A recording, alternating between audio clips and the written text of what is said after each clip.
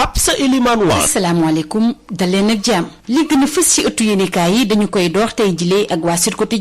Quotidien di ñu waxtaane ut bi ñuy ut koppar fi mu toll nii ngir xeex coronavirus li mu xam le mooy ñaari kuréel yi di Haut Conseil des collectivités territoriales ak Conseil économique social et environnemental nguur gi mën na fa tibbee koppar yu bëree bëri Sud Quotidien bind ko ci xëtam bu njëkk bu ñu sukkandikoo ci ëttu yéenekaay bu groupe Sud Communication ci jamono ji gouvernement bi mi ngi teg benn plan boo xam ne ñu ngi ko xayma ci juróom benn fukki milliards ak ñeent ngir xeex doomu jàngoro bile am na it beneen fonds boo xam ne force Covid-19 boo xam ne liñ ciy xaar mooy junni milliards ci kopparu CFA wante nag bile budget daal xeeb nañu ko lool bu ñu ko méngalee ak koppar bu takkoo takko bi nga xam ne yeneen dëkk yi moom la ñuy génnee teg ci it jafe-jafe ci wàllu koom bi nga xam ne mooy yoot réew mi suñu naataangoo bi nekkee ci Bourguiba nee na institution yi nga xam ne ñu bëri daal dañu ne dañ cee dugal koppar yu bëree bëri bu ci mel ne Haut Conseil collectivité territoriale bi nga xam ne seen budget xayma nañu ko ci lu ëpp juróom-ñetti milliards ak it Conseil économique social et environnemental nga xam ne seen koppar toll na ci lu ëpp juróom benn milliard Sud Quotidien ne koppar bi nga xam ne moom lañ nattal yi la institution waroon na mën a tax ba ñu tibbee fa lu bëree bëri ngir xeex jafe-jafe yi nga xam ne moo tukkee ci Covid-19 bi ñu wax ba tey ci koppar yi nga xam ne moom la ñuy ut ngir xeex coronavirus ak député Cheikh Bamba Dièye wane na yoon bi dénk ko suñu naataangoo yi nekkee ci avenue Bourguiba li ñu war a def mooy xayma ñaata la ñu soxla bu ñu noppee nag seet ay pexe yoo xam ne danañ ca mën a jot bokk na ci wàlla dimbalante waaye it jëlee ay koppar ci yenn ci institution yi wala ci ministère yi lu ëpp benn ci ay milliards ci kopparu CFA moom lañ jot a am ci woote ndimbal bi nga xam ne moom la ñu woote ci réew mi ngir xeex coronavirus ki bind loolu lee mooy Le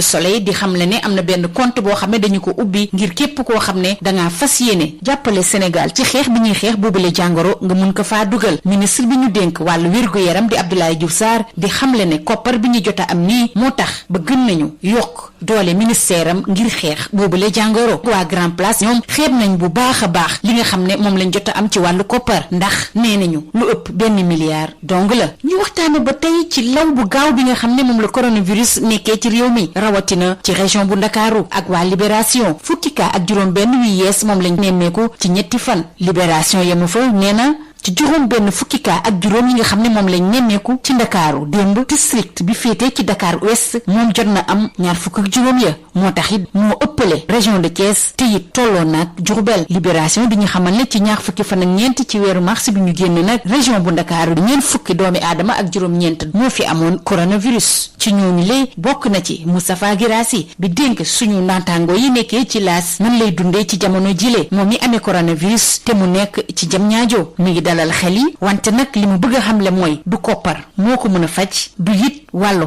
xarañte ci wàllu jumtukaay rawatina ci wàllu pàcc lii yëpp daal day wone tolluwaayu doomi aadama ki jiite groupe bi di IAM di Moustapha Guirassy di leen xamal ne Covid-19 bi le naam sax musiba la wante it ci beneen wàll ba garab la bu ñu ci defee jàngat bi war ay bés bi ñu nekk nii jëm ci jeex métti na lool te jaaxal askan wi moo tax it nañu ñaanati gën a ñaanaat bu ñu sukkandikoo ci waa tribune lenn rek moo ciy saafara muy toog di ñaan wante it des si kër yi loolu mooy pexe bi ñu am ngir xeex coronavirus bile bu ñu sukkandikoo ci waa tribune Vox Populi moom li ko soxal tey jile mooy pexe yi nga xam ne moom la ñu nekk ci dem beeg dikk bi di lal ngir bañ a jëfee ndigal jëmale ci mesure yi ñu jël ngir xeex coronavirus ay chaise ak i banc la ñuy jël dugal ko ci bus tata yi ngir yokk place yi li tax ñooñu la di ko def mooy rek ami koppar Pape kenn si chauffeur yooyu le nee na li waral yokk ay chaise ak i banc seen biir kaar yi mooy mayetuñu kenn sañ-sañ ngir mu taxaw ci biir kaar yi ak tëj yi ñu tëj frontière yi tere dem beeg dikk bi ci diggante